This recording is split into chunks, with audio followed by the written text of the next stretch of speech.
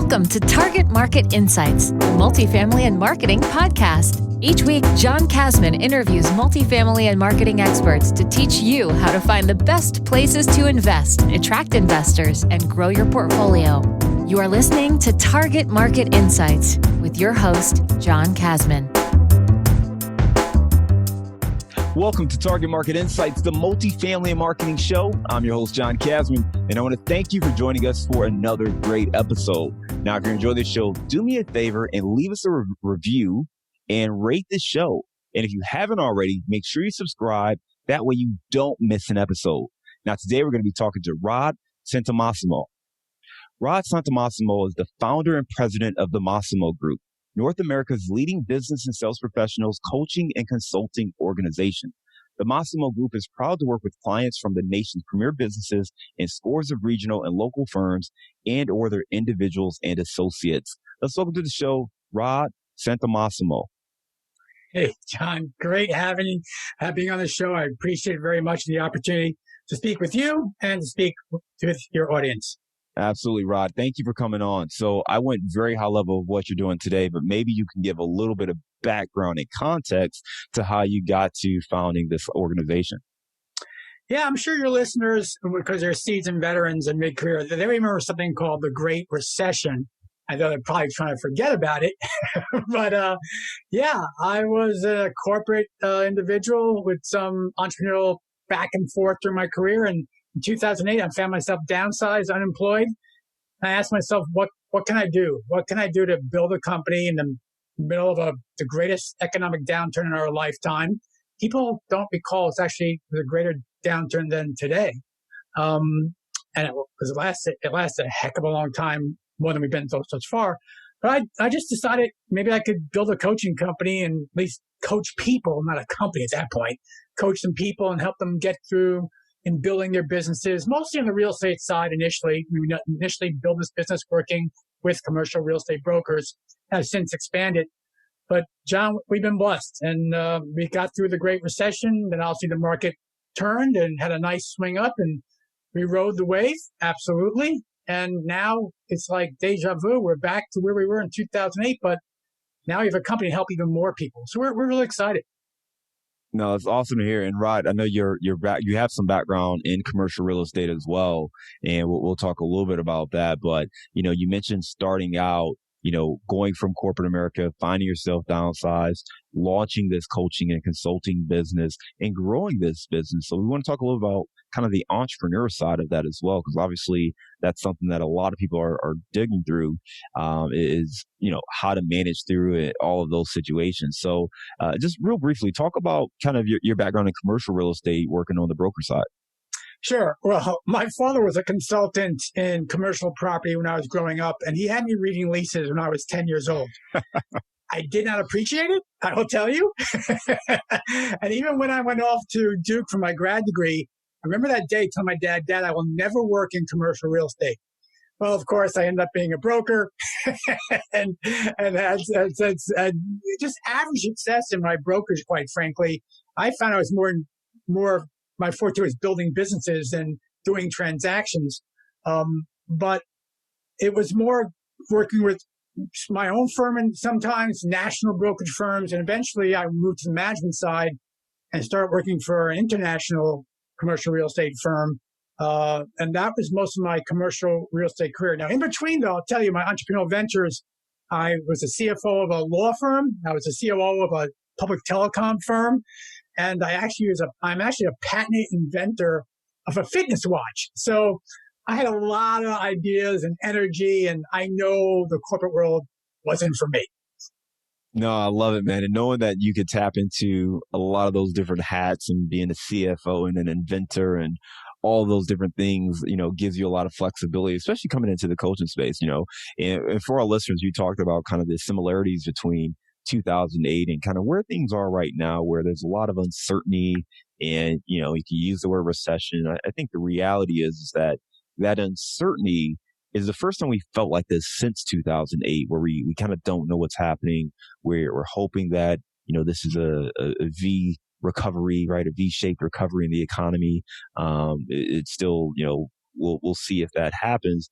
But the reality is that uncertainty has a lot of people on edge. What happens to their job? Will they go back to work?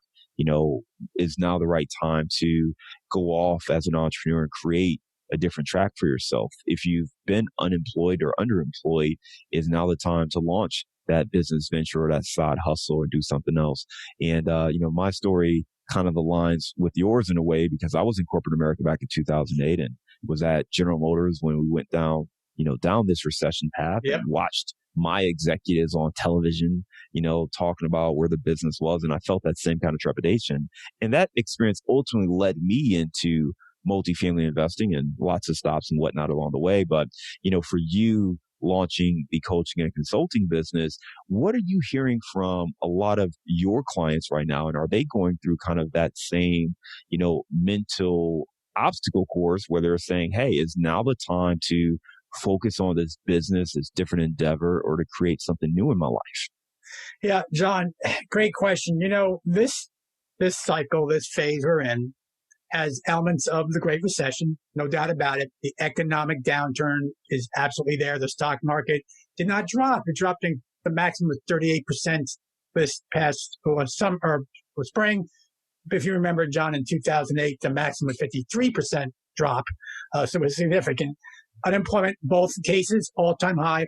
But you also have an element of 9/11, believe it or not, where that was a psychological impact and people were worried and frightened. And so we have that element now as well, right?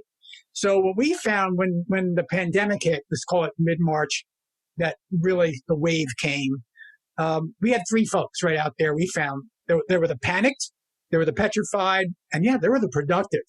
And so the panicked, unfortunately, since most of our clients work in, entrepreneurial aspects, if they panicked, they're in trouble because they weren't prepared. And we all knew there was going to be a downturn, not to this extent, not the security, not because of a health issue, but we knew it was coming. It had to come. But so the panicked, mostly they're now unemployed and trying to figure out still what to do. The petrified, if you're a petrified investor, you're not sure. You're just trying to see where the market's going and where you're going. We'll talk about cycles and what history tells us as well, potentially. But then there was the productive. And we found the productive were really out there saying, okay, this is happening. Let's see what's going on. In fact, on our commercial real estate side, our commercial real estate clients, the brokers, the top brokers were in really, they were already productive, but they were being inundated with calls from their investors because their investors were productive and saying, okay, it's happening. Let's strategize what's going on. No, I love it, man. You talked about the panicked, the petrified, and the productive. And for our listeners, ask yourself and be honest now. Ask yourself, which one were you? Were you panicked? Were you petrified? Or were you productive during this time frame? And it's really important to put some of these things in context because we can't control a lot of the outside circumstances, but we can control our actions and the amount of work we do and the amount of preparedness that goes into, how do we pivot and navigate these situations? So I really love that analogy and just kind of the way you break that down. So as we kind of look forward and as you look at your business, where do you see, the market right now? And let's just stick to multifamily brokers for just a moment. But where do you see opportunities? What are you hearing from your clients? And where do you see kind of the market headed? We have clients all over. Well, we actually have clients all over the world, but mostly in North America. And let's focus on that then. Every client in every market, there's something different going on. Florida right now, a lot of activity. There really is. A lot of that's because people are leaving New York. People are leaving Seattle. People are just leaving these markets. Well, let's just focus on New York for a second. Look, I can get a 4 cap in New York. I can get a 10 cap or an 8 cap in some of those cities. You go, why New York? Well, because it's New York. It's always going to be New York. So what's happening? It's not New York anymore, right? You went there for the shopping. You went there for the shows. You went there for the dining. You can't do any of that. And so I don't want to get political, but there are political ways in New York that are definitely restrictive for multifamily owners. Between rent regulation, eviction restrictions, everything's going on. So you're seeing now an exodus, of investors out of New York going elsewhere, finding better cap rates. In fact, we heard the other day some investors are actually physically themselves moving out of New York because they're saying, I don't want to deal with this. I'm in the mid-career, end of my career. Why do I want to live here? Now, it's going to take something significant to get back to New York and by the way, I'm a New Yorker. I remember Times Square being a place you would never visit. And then just before March, you bring the kids, so you can see a renaissance happening. Seattle, same thing with CHOP. What the heck's going on there? But other markets, Florida, Cincinnati, Columbus, some of these tertiary markets are really taking off with really good cap rates. Safer? I don't know. Better? Maybe. Class B? Potentially. Class A? Yes. You're seeing this now in the investment, just the trends and the movements are going on. Yeah, we're seeing the same thing, right? And to your point, I think and I used to live in Chicago, so up until last year, I was in Chicago, and the same thing you said about New York, I think applies. If you lived in downtown Chicago, River North, or some of these hot neighborhoods where all the action is, and summertime in Chicago, I put up against any city in the world. Winters, by all means, keep everyone else away. But when you think about that experience, if you wipe all that out, then you have to ask yourself, well, why am I paying $2,500 to live downtown if I can't do any of the things that sparked me to live here in the first place, right? And you have people who are deciding, okay, well, if I can work remotely, then why don't I go get a bigger space? If I'm not going into an office, then I'd rather have a yard and have, some place to stretch out a little bit and maybe a more affordable place to live. And I do think that we've seen this trend starting to tick up over years. And, I'm a firm believer that a lot of the things that we're seeing happen, whether it be virtual meetings or virtual conferences to remote working to all shared spaces, all these different things, I think that has just been, escalated, right? It was in the works now. People are moving to the suburbs. A lot of this stuff was happening, but you have COVID hit, and now the reasoning just becomes amplified and people start to move a lot quicker. So you talked about investing in different markets, more tertiary markets, and I'm in Cincinnati. You talked about Columbus, and the Southeast region has a ton of markets that are seeing a ton of investment right now. And we are seeing a lot of that start to happen, and we'll see what happens over the long haul. But I do think that, investors are certainly seeking yield.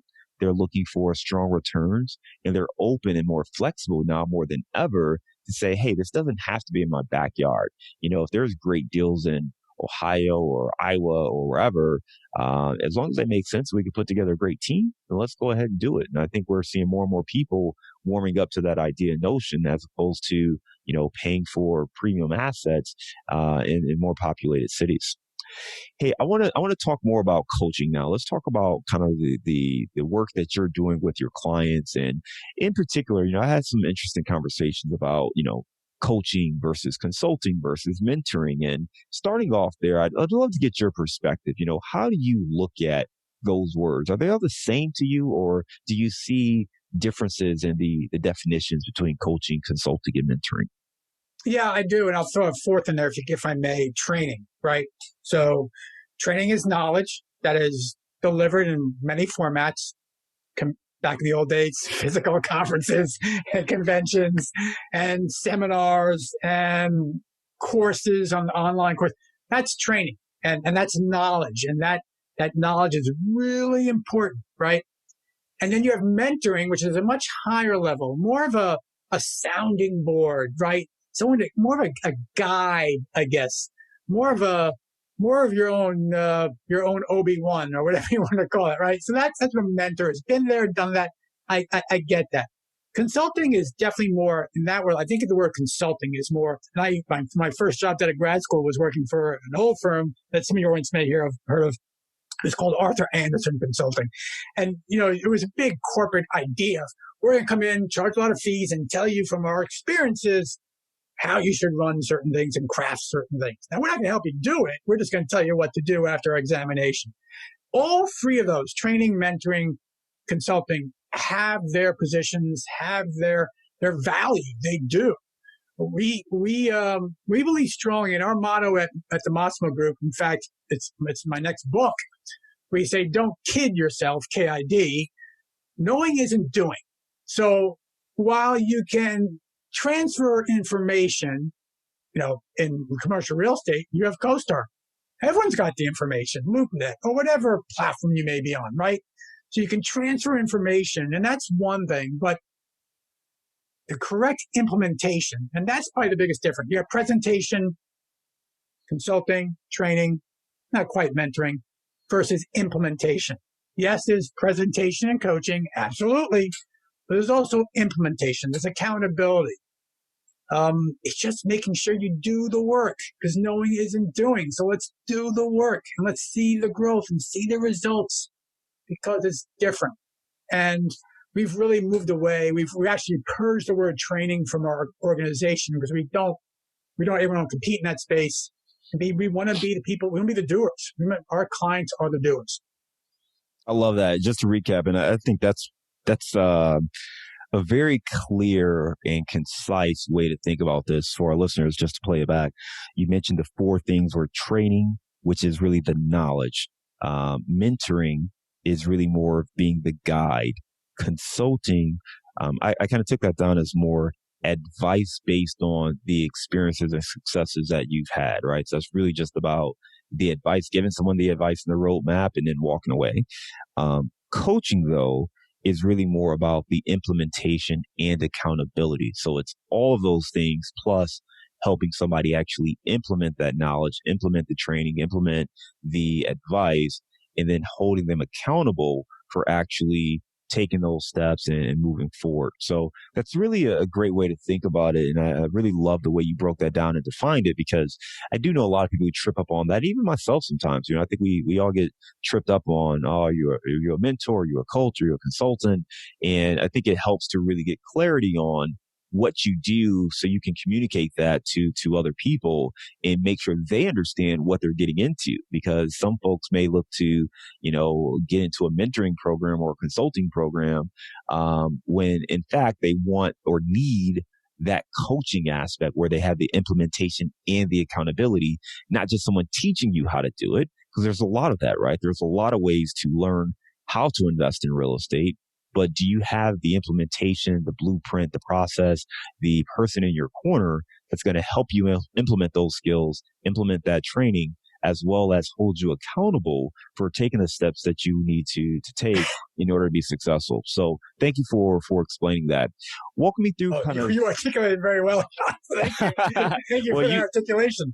I just played back what I heard. That's all. So Rod, with that said, walk me through your process as far as when you are, having that first conversation with a prospective, new coaching client before you take them on. What are you trying to glean from them? Like, what is that initial conversation like? What questions are you asking? Or what are you looking for to decide whether or not you can actually help that person?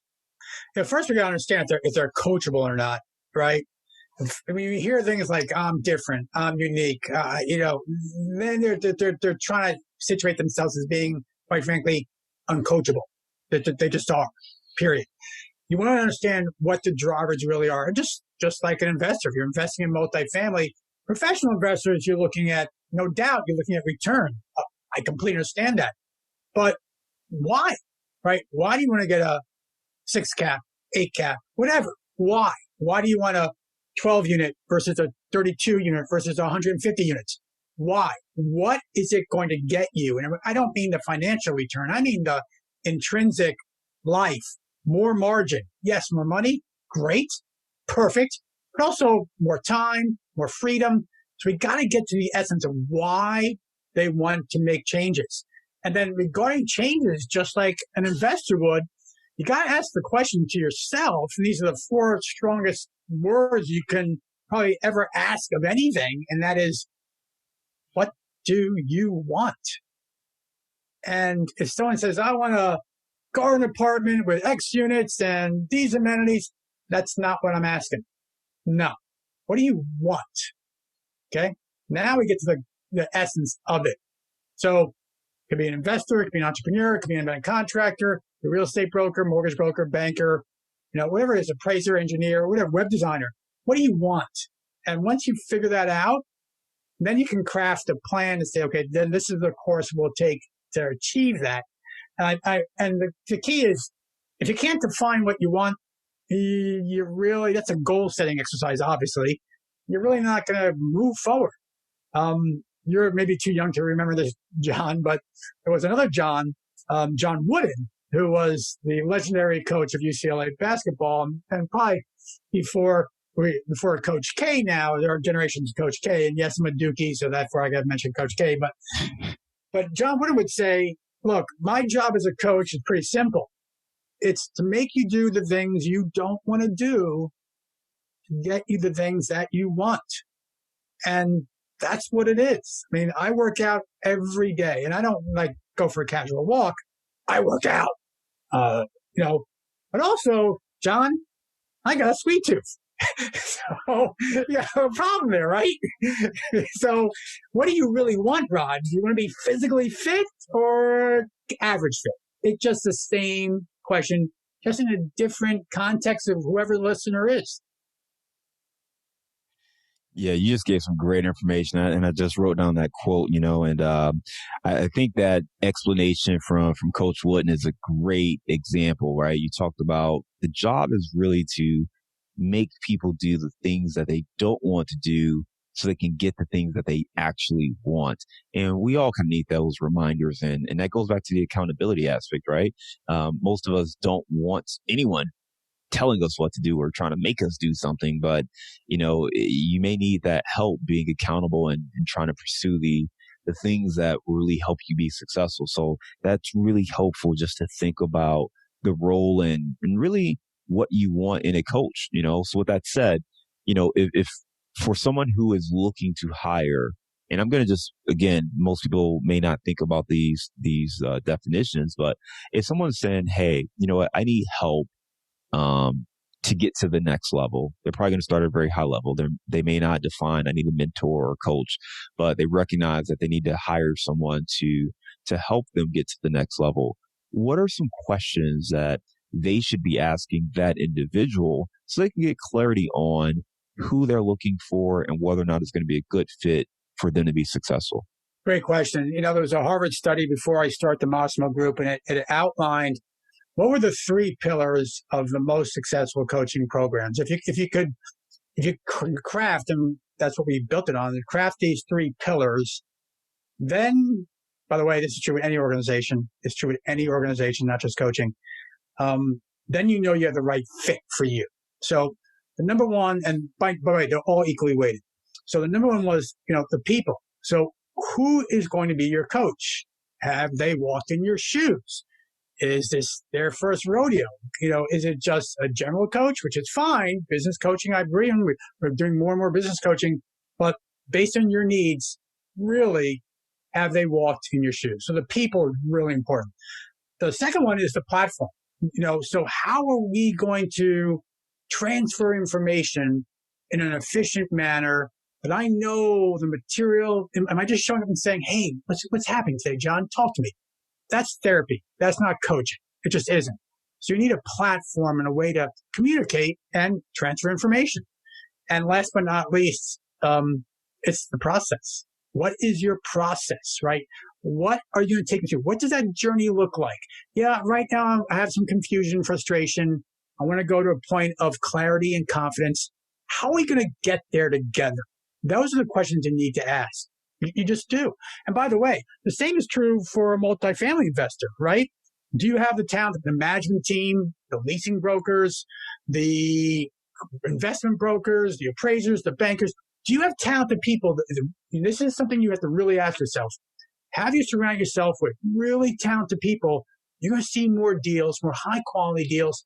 You're going to be able to process those deals and qualify those deals more effectively, right? Do you have a platform? How are you communicating with everybody? How are you looking at your portfolio if you have more than one asset? How are you managing the base? That's your platform. And the process, do you have an investment process? Do you have a way to perform your due diligence? Do you have a way to get financing? Do you have a way to, whatever, even if you're selling, right? Are you using Matterports? Are you using this? Are you using that? How are you selling today? Today, there's so many different ways to sell. So the way you ask the question, what should I be asking? Your audience should be asking themselves, do I have these three things in place in my business? If you don't, you're going to struggle. You just are. Yeah, the people, platform, and process. Those are the three things that any organization really needs to be successful in whatever it is you're trying to accomplish. So making sure that you understand those things. And then for folks who are like maybe putting up different coaches, maybe they're exploring one coach or another coach. I get that all the time. What are some things that besides price, because obviously price is price, but outside of cost, what are some things that you wish more people knew about or considered when evaluating hiring one team or one coach versus maybe a different competing coach? Yeah, there's no doubt some coaches have better websites, some coaches have better marketing. All coaches are different. We think we have good marketing. We think we know we're highly priced, and it just is what it is. But we actually now have programs for every level and every budget because we know we had to with the pandemic. But are they, again, goes back, John, to that initial question. What do you want? And can you show me that you've taken others through the journey, others like me, and you've achieved these goals? Do you have proof? Could be videos, could be written proof, could be testimonials. Can I talk to one of your members or clients, whatever it might be? You got to make sure they've taken you. But here's the thing. Every coaching organization, it doesn't matter if you're Tony Robbins or Dan Sullivan or whoever, right? And you're in Chicago, so you might know who Dan Sullivan is, right? So though you have a quadrant say, yeah, we can get you there, then you got to say, what do I want? Is this really going to get me there? By the way, if you're thinking about price, that means you're thinking about expense. And coaching is not an expense. It just isn't, because there's a return. Expense has no return. Coaching is an investment. And you got to invest in yourself. And that's the way it is. Yeah. Value is what you get. Cost is what you pay. And that's a great way to think about it there. I like to tell people that mentors are not magicians as well. So as you're looking at it, getting clarity, even the testimonials, I think it's great to highlight that. I think it's also fair to say that some people are going to be successful and they just need a little bit of help, right? So I think anyone that has had a program for a set amount of time can probably grab 2 or 3 successful people and hoist them up as great examples. What are the things that separate, the handful of people that are successful versus maybe those that muddle in the middle and the folks who, whether they hire the coach or mentor and still don't see success? What are the differences that you see on that side of the table? Oh, a great question, John. There are actually, I would say, 2 specific elements that differentiate those that move forward and grow, right, and truly get the return on the investment, and those that stall. And it's pretty simple. Number one is knowing isn't doing. What it means is they're doing the work. Coaches are going to ask you to do things. If you find yourself saying, yeah, I know that, so what? And we don't really care at the Massimo Group what you know. Obviously we care what you know a little bit, but what you know is not the important thing. It's the action. So we find the clients that don't achieve the results of most of our clients is because they generally don't want to do the work. You got to do the work. I'm sorry, right? You do. And then that is a different mindset. One's activity, and the other one, the second element, is purely mental. Are you a lifelong learner? Do you, no matter how good you are, I won't mention his name because I know your audience. We have a client in New York who's probably top producing multifamily brokers in the world. He just is. And so when he called and said, hey, I think I'm not getting coached, I laughed my butt off. But John, I said, really? Because even the top brokers in the world. Well, he said, yeah, but I can be better.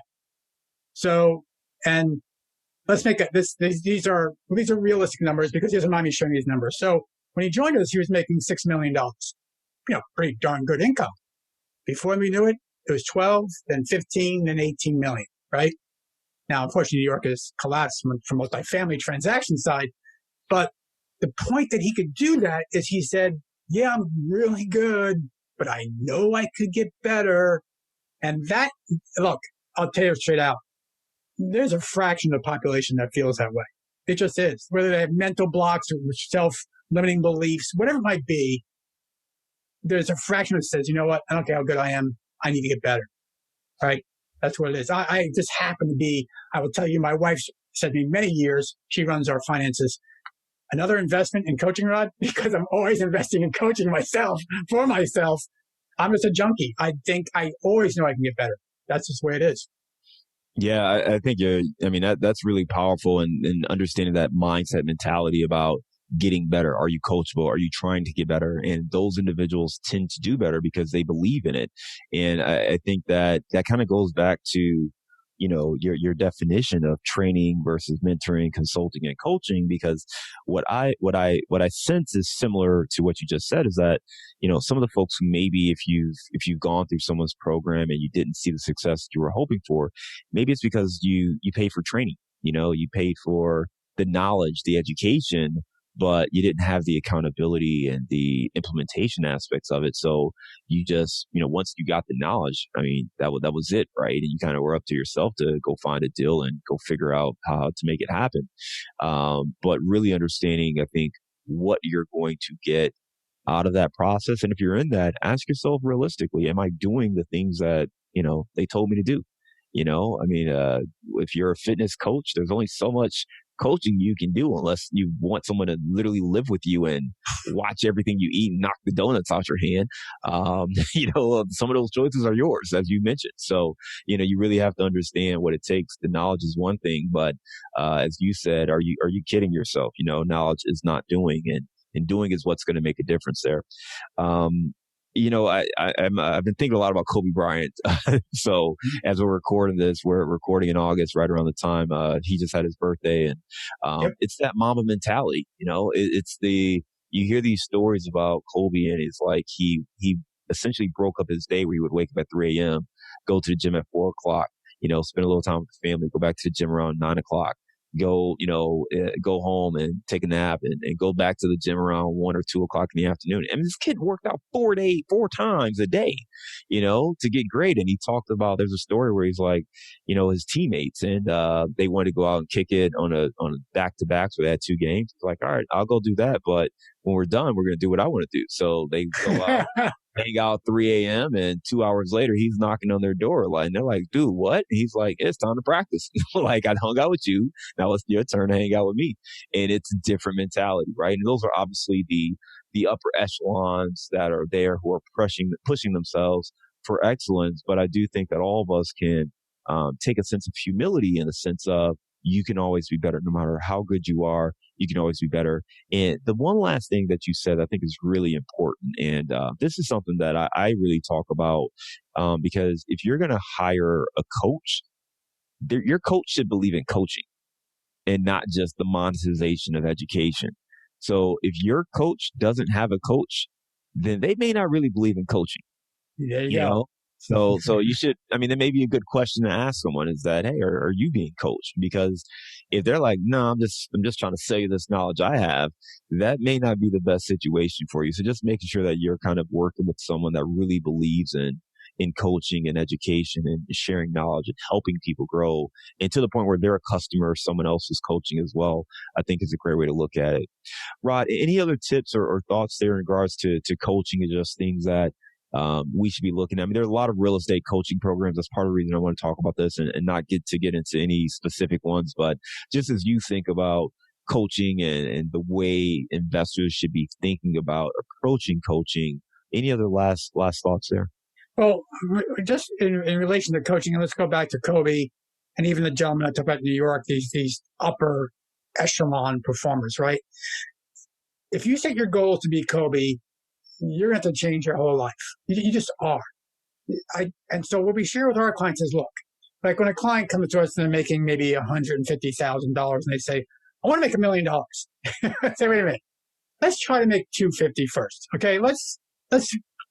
Let's build goals so we can ensure, while there's still take work, we got to build some winning streaks. We just do. So if you're a multifamily investor that wants to own the, 9% of the marketplace or more, well, start with 1%. Let's just go there. And then let's figure out how to build from there, what your portfolio needs to be and your wealth number needs to be. You're not making that jump. Kobe didn't make that jump overnight. It didn't work that way, right? People still forget that Michael Jordan was cut from his high school basketball team. It happens. It's a process. And so I think regardless of what coaching, and that's, I think, one of the things you asked, if you're going to look at the coach, go back we talked about it, right? People, platform, process. Understand the process. You got to understand your own process and what's realistic. No, I love it, Rod. Great tips there. Really enjoyed this part of the conversation. Are you ready to move on to our Bullseye Round? Oh, man, let's do it. All right. Give me a failure or an apparent failure that set you up for later success. Sure. My first ad ever at the Massimo Group was true story, John, hire the Massimo Group and your business will soar. I spelled soar, S-O-U-R. John, you know what that spells? Oh. That's a true story.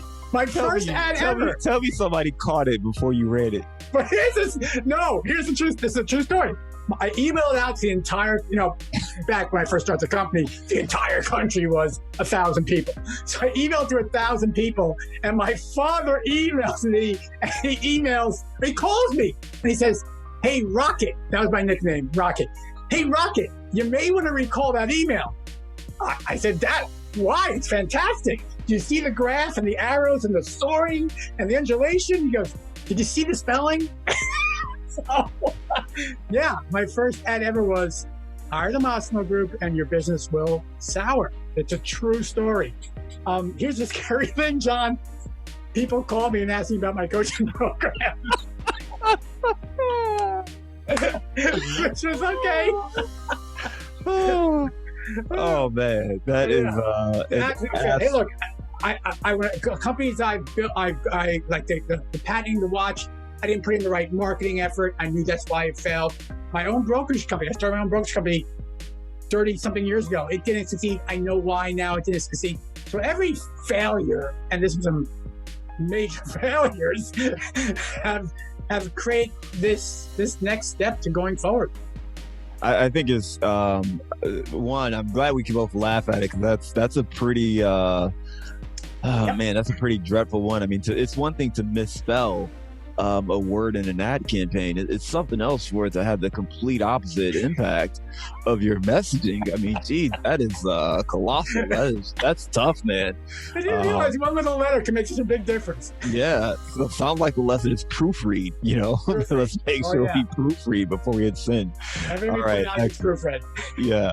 All right, give me a digital or mobile resource you recommend for your business. I know what I love, and I love is Otter AI. I'm in love with it. OTTER.ai. And for those who don't know, it's a Google-owned product. So basically, they're taking everything you're doing on it. But it's a dictation, audio recording. I talk about coaching. One day I sat, and John, maybe your audience would know this gentleman. You'll know what he is. I invested a lot of money. Spent one day with Gary Vaynerchuk, and just him and his team. He said, "Put your phone down." He said, "Do it. Record what you want." I put on Otter AI. I got the entire 8 hours dictated, transcribed, audio, and now I just listen to it. It's just, I love it. Awesome. All right, give me the book you've recommended or gifted the most in the last year. In the last year, it'd probably he was just on my webcast last weekend. Jeb Blount's Fanatical Prospecting. Although his new book, Virtual Selling, I would say is probably, it probably may end up being his best-selling book in a short period of time because of where we are. Give me a daily habit that helps you stay focused on your goals. Yeah, I work out every day, pure and simple. Every day, I don't let a day go by. And one other thing, in my whiteboard in my office, every time when I walk in, and I work at my house, I have for 16 years. Every time I walk in my office, it's an unattached structure. Big whiteboard tells me what my goals are for the year. So I stare at them every day and I know, okay. And when I leave, I look back and go, and I do. What's one thing you know now that you wish you knew when you were starting out? Invest in people quicker than I did. Try to do it on my own. That was a mistake. All right. And we've talked about New York and all the great things about the city, and some of that's changed, and hopefully it bounces back. I know it'll come back. It's resilient. It's gonna come back. It'll come back. And But one of the great things about New York is the food. So give me the best place to grab a bite in New York. Oh man, that's a great question because there's a lot. Look, I'm Italian. I'm half Italian, half Puerto Rican actually, but I favor the Italian food.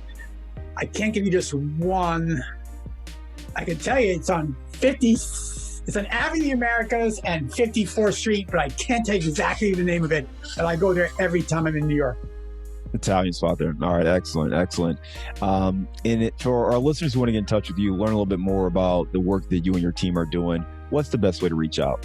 Just go to massimo.coach. That's MASSIMO.coach to see about us. Or for those that can spell my last name, I'm always available at rodsantomassimo.com. But don't worry about that one. That's a little harder. Rod, listen, I really enjoyed our conversation today. I think it's really helpful to learn a little bit more about, just coaching and just breaking down kind of those definitions, just to provide a little bit more clarity, what people can do to better align themselves up, to prepare themselves to hire someone to support them, to help them reach their goals and ultimately reach their full potential. And then just really thinking about ways to continue to grow and to expand and put yourself in a position to be successful. Rod, thank you again for coming on Target Market Insights, the Multifamily Marketing Show. We look forward to staying in touch and hearing you again soon. Okay, John. Greatly appreciate it. Take care.